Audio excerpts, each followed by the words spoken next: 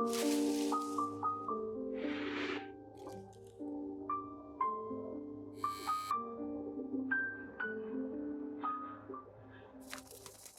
guys, it's Merce. Welcome back to Harpies in the Trees, where I review horror books with a supernatural focus.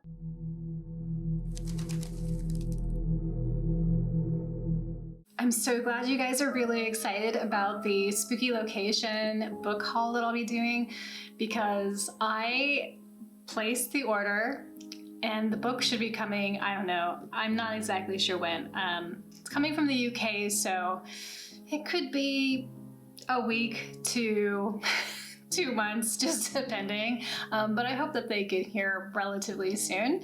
I'm really excited about all the pics I got. It's gonna be so fun. So it was good to hear that you guys were interested and excited about that too. And right now I'm going through the stories that were submitted on the community tab. So if you want to take this opportunity and drop that story in there you were planning on sending over but never got to, you should do it now, because I will be picking the 3, if not this week, it's already Friday, then next week. If you follow me on TikTok or Instagram, then you probably saw my post about my book sigil disc that I made. If you remember back to the dark arts and crafts video, it was how to make a book sigil out of a title and an author name, and you kind of get this, really cool sort of constellation of lines that can represent the book. And the other day, I decided to make this into something tangible, so I made it into this little disc. It's made out of clay, and on the back I put the remaining letters. So I'm really happy with how this turned out. I think it will definitely do some more. Eventually I'll have this really cool collection. Yeah, it looks like it came right out of Skyrim, which I love. Typical Books, Lydia tagged me in a content creator tag some weeks ago. I didn't have a chance to get to that, but she tagged me on this and I really appreciate it. Thank you so much, Lydia. If you don't know her channel, you should definitely check it out. So we're gonna do this tag today and just talk a little bit about what it means to be a content creator. I just say I make videos, because that's what it is. Before we get into that, let's talk about this one comment I wanted to talk about, because it was actually a pretty good question. I don't remember who asked the question. I'll find it and put it on screen, but they said something along the lines of, what do you expect from horror books? And I thought I had to think about that for a little bit, because I was like, what do I expect? In the sense of expectation is something where you're like, it needs to be these things that is acceptable for my money or my time or, what I'm looking for, I guess. But I feel like with books, I don't go in with too many expectations. Like it might be because I'm just a jaded old hag or something, but like I don't go in with a lot of expectations. If I've heard a book is super hyped up, if I know that a lot of people have liked it, then I might be like, oh, then I might have some expectation of the book being readable, being something that's probably going to be a pleasure to read. So a few of the expectations that I would have is that if it's implying or saying that it's supernatural, that it is. That's really important for me.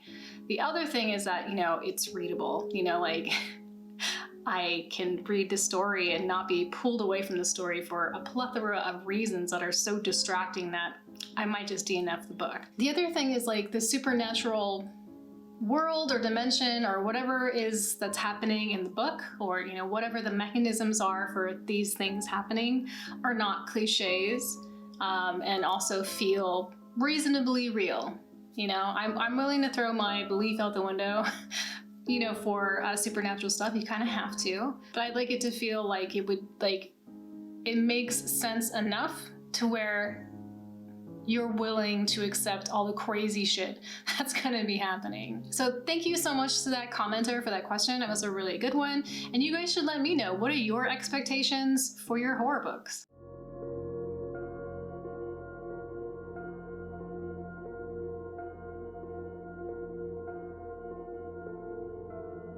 First question is, what made you decide to become a content creator? So I didn't become a content creator to become a content creator. I created this channel specifically to give me a good excuse to buy books and to read more. I had a long dry spell of not reading. I think I've mentioned this before. I read like 2 books a year, and they were probably Audible books. Like I just was not reading. I didn't know what to read. I didn't really know what I wanted to read. I just kind of felt aimless, and I was kind of just stumbling upon things. I was really inspired by other channels that I had been watching. The excitement that they had, just the love that they had for talking about books and buying books and everything about everything books. And I just became very inspired and sort of infused with this excitement as well, because I remembered when I was 14 and I would go to the thrift store and I would find all of my horror books, Stephen King and Dean Koontz and just all of the trade paperbacks at the time that were just John Saul and stuff like that, and just the excitement that I would have about buying a new book and bringing it home. And I would just run home and just immediately start reading. So they reminded me of that passion, and that's really what I wanted to get back to and like tap into. So I thought, well, if I have a channel and I make videos about the books I'm talking about, then I have sort of like a reason to keep reading and a reason to keep getting more books. 2, what has been your proudest accomplishment to date? Video wise, I would say it's the compilation videos that I do where I ask people to participate and submit a video talking about books or their own experiences. Every time I go out and ask people to be part of a video, I'm always afraid it's not going to happen. What if something goes wrong? But they come out really well. Creepy reads are also some videos that I'm really proud of. They're not that popular, to be honest, but I really try my best to bring out the things and the stories that can't be read, the atmosphere, the kind of like hidden tension and stuff like that. I feel like they keep getting better as they go on, and I'm just always really excited to do another one. And of course, my Halloween video was probably my biggest accomplishment because it was the most difficult thing, because I just wanted to accomplish some very specific things with it. And there were some things that I couldn't do. So a lot of challenges. There was a lot of new things that I was learning, but it was fun and it did pretty well. 3, do you struggle with social media? Yes. I struggle with it in a couple of different ways. I get a lot of social anxiety, and that anxiety, even in answering comments, it's there. It's hard for me. I'm okay in a group of friends where I feel comfortable, but when I'm talking to people I don't know, I have a lot of just full of anxiety. So that can be difficult for me to overcome sometimes, and I have to kind of find ways to, make it easier on myself. It's why I will answer messages usually at the same time every day, because it allows me to sort of make a routine and a schedule and kind of like be less anxious, I guess. So I know I'm not the only one, but yeah, that can definitely be a struggle. 4, which content creator inspires you the most? I mean, to be honest, there's so many people that I follow that all do something that I find awesome or inspiring, or just basically kind of find a lot of pleasure in, just watching them do their thing, basically. I think what attracts me is like the genuineness of a person.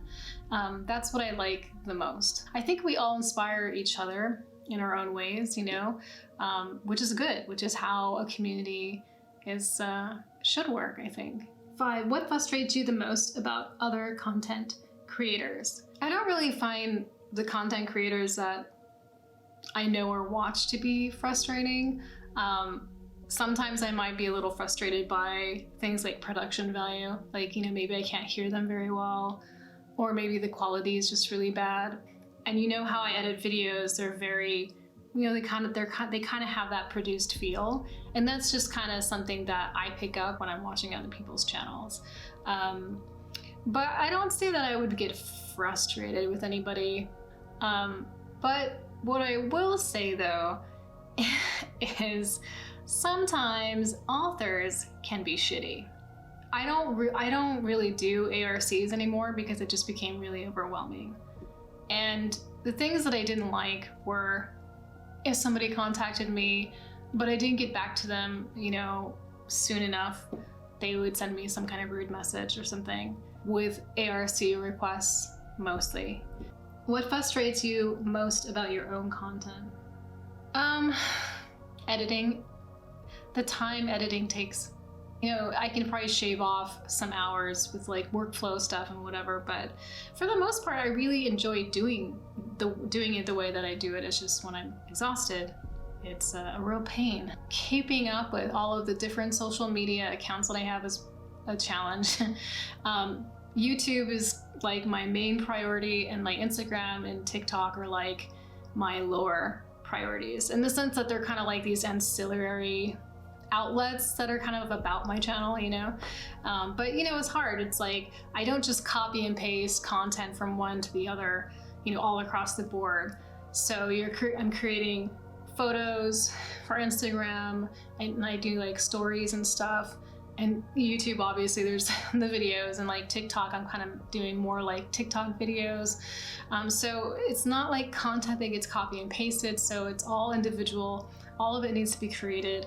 And as anyone who's been on TikTok or has TikTok knows, like one TikTok video can take you like 2 hours to make, you know, just depending on what's happening. So it takes a lot of time and energy, and sometimes it can be really overwhelming because you feel this push, you feel like you need to create the content, and you don't, but you feel it anyway. And sometimes I have so many ideas that I want to do, but I don't have the time, and that can be really frustrating. How do you motivate yourself to keep going? There's this excitement I get when I'm reading a book where I'm like, oh, I really want to talk about that. And that will really propel me to, you know, kind of get back on track if maybe I was slacking a little bit. The community also, you know, inspires me to get back on track, and just by watching their videos and seeing their content, it reminds me, I guess, of like when I'm like making my video and I feel, you know, happy about it and I upload it. I think it just kind of reminds me of the process, as well as just like, you know, liking the content that I'm seeing from them. And it just, you know, it's just like a feel-good feeling. You want to get back into it. You know, it's like, I guess that's how filmmakers must feel, right? Because like, I feel like filming and editing and producing and stuff is really, really hard, but they're always ready to like film again. So I guess that's kind of part of it, liking the trade, you know. And also there are so many moments when I'll be reading the YouTube page and I just feel like absolute shit. You know, I'm like having like one of those really bad fucking days where I'm like, everything is garbage and, you know, why am I doing this? And I'll read the comments and there'll be like these really nice messages or something. And it really, it sort of releases me from that mindset. And I go, oh yeah, I love doing this. That's right. I would like to tag Adam Caesar, Cameron Cheney, and Jason's Weird Reads. These guys have been around for a bit, and so it would be really interesting to hear what their answers are to these questions, especially what frustrates them about their own content. I would really be curious to hear that. So I don't know if they will actually do it, if it's something, if they do tags or anything, but I'm putting it out there. So that was the content creator tag. I hope that you enjoyed it. Thank you guys so much for hanging out with me tonight. If you liked this video, please like and comment below. Other than that, take care of yourselves, watch out for each other, and I will talk to you next time.